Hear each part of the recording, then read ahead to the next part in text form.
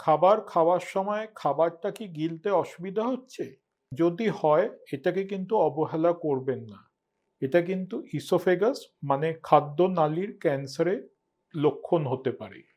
April মাস হচ্ছে oesophageal cancer awareness month.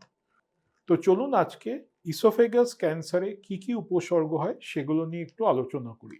প্রথম হচ্ছে ডিসফেজিয়া মানে খাবার খাওয়ার সময় গিলতে অসুবিধা।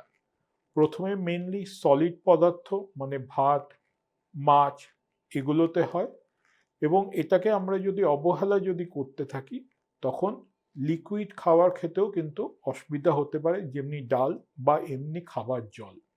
সেকেন্ড হচ্ছে ওডাইনোফেজিয়া মানে খাবার খাওয়ার সময় পিঠে একটা বিশাল ব্যথা।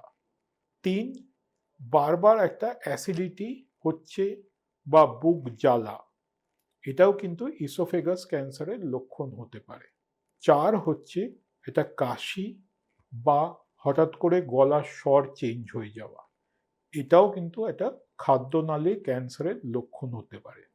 আর বাকিগুলো হচ্ছে হঠাৎ করে রক্তক্ষরণ হয়ে যাওয়া বা শরীরের ওজন কমে যাওয়া। তাই আপনার বা আপনার কোনো চেনা মানুষের যদি এই উপসর্গগুলো যদি হয়ে থাকে, এগুলোকে কিন্তু অবহেলা করবেন না। শীঘ্রই কিন্তু আপনার ডাক্তারের সঙ্গে যোগাযোগ করবেন। ভালো থাকুন, সুস্থ থাকুন।